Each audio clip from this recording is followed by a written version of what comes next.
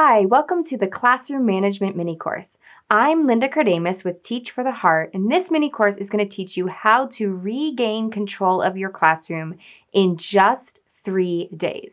Now, as you start out this mini-course, you may be feeling frustrated or discouraged at the state that your classroom is currently in. And if that is you, I want to encourage you and to say that I have been there too. I remember in particular one day just crying, sobbing in a back hallway while I was supposed to be monitoring devotions because everything just was so overwhelming and I couldn't even bear the thought of going into first period and facing my class. So I have totally been there. Let me share a little bit about my story and then we're going to get into what we need to do to turn things around. So when I was beginning to be a teacher, I was so excited to teach. And my first week, I thought things went pretty well. But I had made some key mistakes without even realizing it, and things went south quickly. By October, November, I remember looking out on the class and it felt like no one was listening. It was definitely less than half the class. People were just wandering around. They weren't listening to me. People didn't have their homework. It was a disaster in at least 2 or 3 of my 6 classes. And I remember thinking, something has got to change. I've got to do something.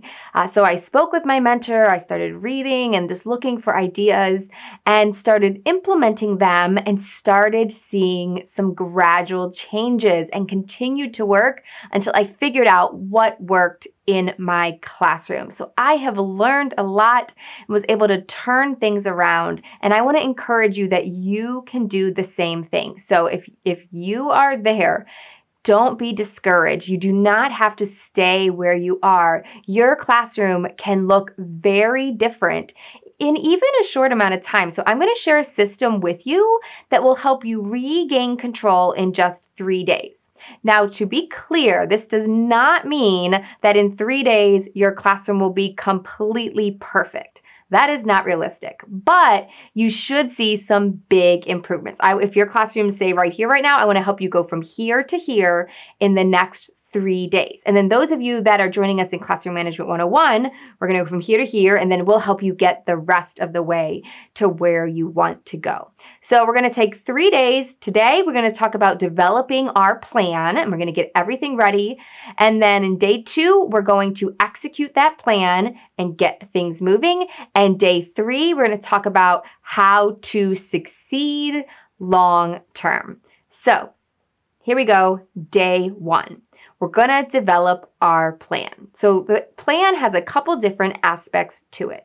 And we want to focus today on some of the most common issues that you might be facing. So the first thing we want to do is develop a plan to regain our students' attention when we lose it. So this can happen when students are intentionally, when you allow them to talk to each other. So let's say you allow them to work in small groups or talk with a partner. But this is also what we're going to do if we suddenly look out and no one's listening and they're supposed to be listening. So either way, whether it's intentional or unintentional, we need a way to regain our class's attention. And I remember trying so many different things. I tried raising my voice, I tried raising my hand, I tried flicking the lights. I tried it all with varied success. But by and large, one of the best strategies that you can use to regain your students' attention is call and response sayings or class response sayings. So here's how they work. It's you say something out loud, and then the class responds out loud to you. These were developed by whole brain teaching, or at least popularized by whole brain teaching. And the kind of simplest one is called the class yes. So when you want to get their attention, you call class, and the whole class responds yes. But there's a whole lot you can do. You can say all set and they say you bet. Or depending on the age of your students, if you're wanting to use this in upper grades, you can develop your own call and response saying that correlates with something that is age appropriate and something that they're interested in so that this idea feels age appropriate for them.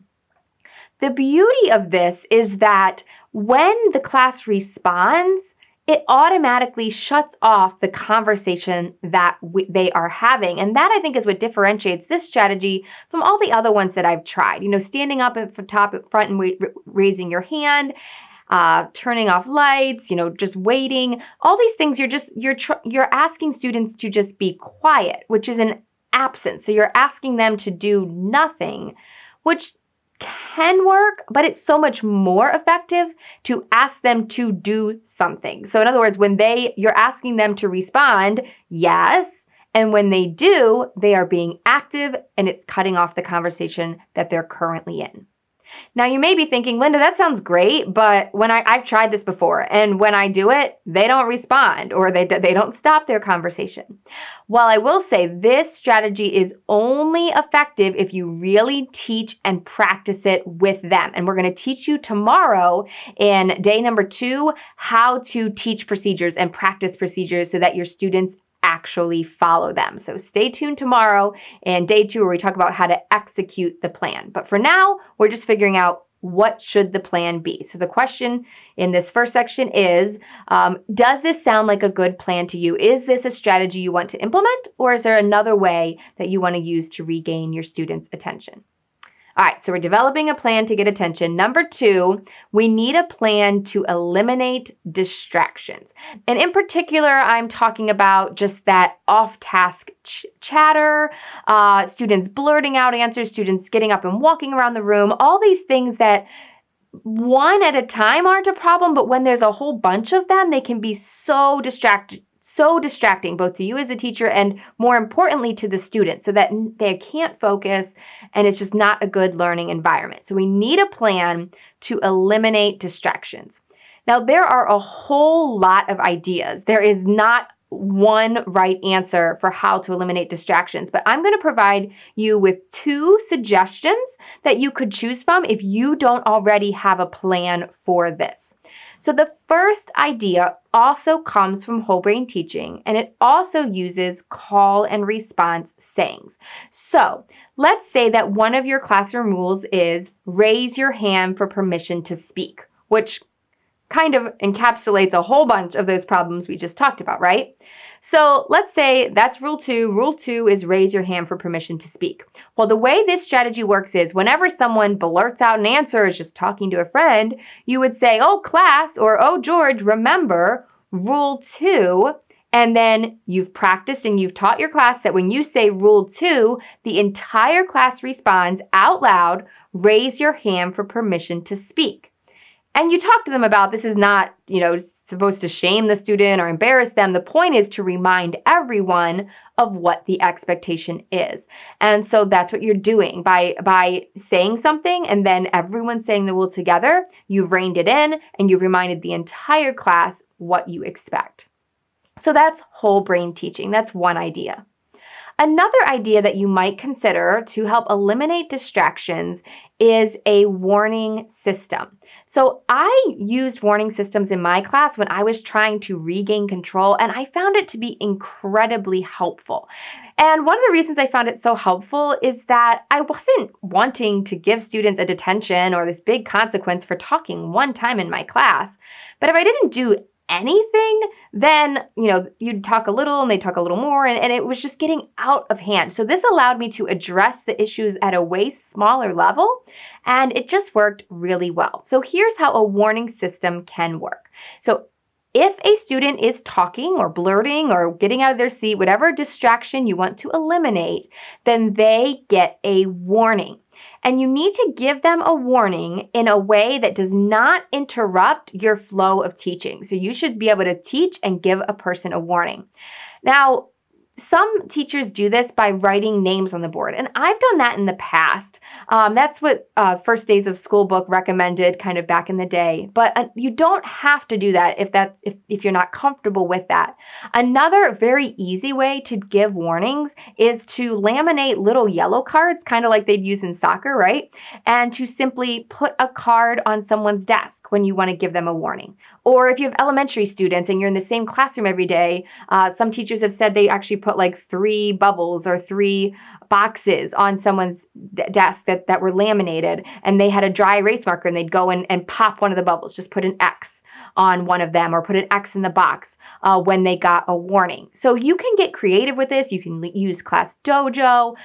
You can have a little warning card that you give them. But it doesn't matter what system you use, but you need a way to give a student a warning without stopping teaching, without really even drawing that much attention to it. You can just walk by and hand them the card, walk by, write a name down, and that way you're not stopping teaching each time you want to. The flow of your teaching goes on, but the student knows, I just got a warning. Now, what is a warning? Well, it's just a warning. There should be no consequences attached to that first warning, because the goal of that is for the student to realize, oh, I was being disruptive, I need to stop. And the goal is that the student would self-correct, and that would be the end of it, that there would be no need to do anything else. So teach your students and explain to them, a warning is just a warning. You don't have to get upset about it. You don't have to argue with me. You're not in trouble at all. I use those words. You're not in trouble.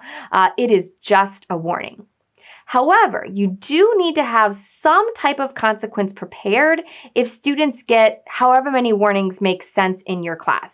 In my class, they had to get 3 warnings in the same class period. That might be too much, that might be too little. It depends on your circumstance, how often you want to reset them, and how many students would have. But it doesn't really matter what number you choose. The point is they have a chance to self-correct, but if they don't self-correct, if they continue to be disruptive, there does need to be some type of consequence that is going to happen. And I found out that personally, I only had to actually give that consequence a handful of times in the course of an entire year with 100 students. So the warning system worked really well to help students develop that individual responsibility and self-correct. And it was great too because I didn't have to constantly nag them. I didn't have to say, stop talking, stop talking, stop talking a million times a day. And it helps students, when you say that a million times a day, students tune it out, especially the ones that need it most. So a warning system is a great way to help bring it down and help students to be able to realize I'm part of the problem and then correct it. So that's just a couple ideas of things you might try. So my question to you is the system that you're using right now to eliminate distractions working? If it is, great.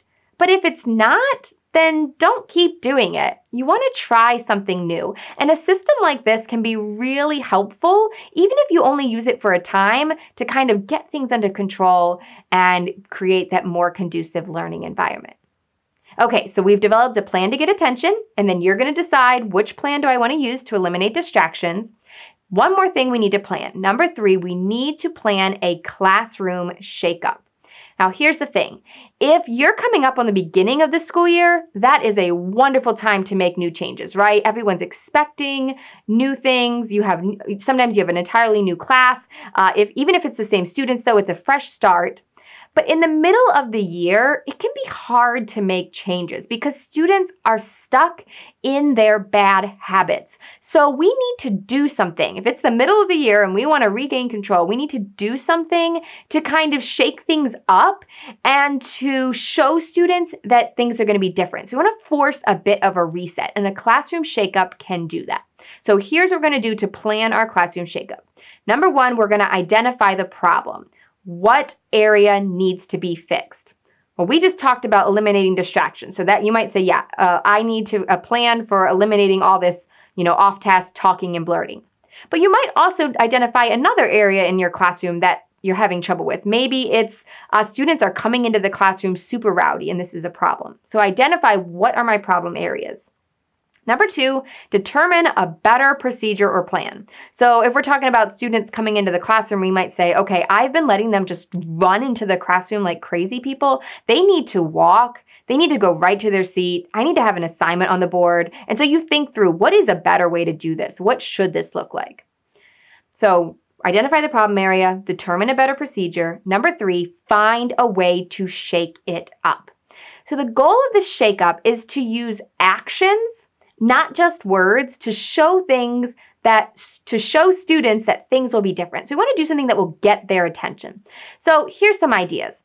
You might take something out of the room. So I spoke with a teacher whose students were having trouble with their coat rack. They would come in and they're supposed to hang up their coats, but they were getting into all kinds of trouble, like, getting in fights and all kinds of things. So we said, well, let's take the coat room out. It was a movable coat room. So we said, let's hide it in the closet. And when the students come in, they're not going to know where to put their coats, and they're going to be confused, and they're going to be asking you.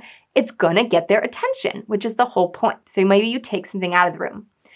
Maybe you don't let students in the room. So if students have been having trouble coming into your class, maybe you shut the door and you stand out there outside the door. And students are going to be saying, why aren't we going in? They're going to be looking in the door. There's no one in there. Why can't we go in? And you've got their attention. Another option might be to skip part of your routine. So if you've had trouble with restroom break and you always take a restroom break after recess, maybe tomorrow you come in from recess and you go straight into your room without a restroom break. Oh, you're going to have their attention. Everyone's going to be wondering, why did we do that? And that is the point, to use actions, not just words, to show students that things are going to be different. So that's what you want to plan. You want to plan how to get attention, how to eliminate distractions, and then plan your classroom shakeup. But don't actually do it yet, because tomorrow I'm going to teach you how to execute your classroom shakeup the right way. Because if you do it and you don't do the things I'm going to teach you tomorrow, then you're going to end up right back where you started and by the next day. So tomorrow I'm going to teach you how to conduct your classroom shakeup in a way that it will be effective, and your students will learn your new procedure, and you'll be able to get things where you want them to be. So be sure to meet us back tomorrow. In the meantime, what I want you to do right now is to go ahead and develop your plan. Think about, how am I going to get attention? How am I going to eliminate distractions? What do I need to shake up? And then how will I shake it up? And then share that in the comments below. And I'll see you tomorrow.